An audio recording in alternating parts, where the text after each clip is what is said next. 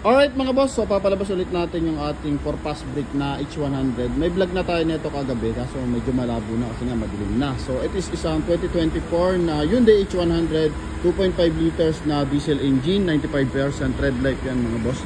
Then ito is 11,000 yung kanyang milyahe. So gawang sentro yung kanyang body mga boss. Then ito yung kanyang loob.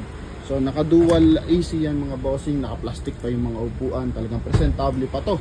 Then sa walk-in price mga boss, papakita natin, ito po is 898,000 mga bossing. Pero sa atin ngayon, 4-pass brake, so binibigay ito ng 790.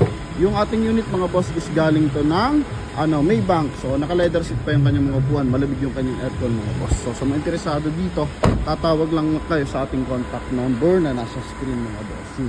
So pakita natin yung kanyang walk-in price mga boss. So ito yung kanyang walk-in price mga boss. So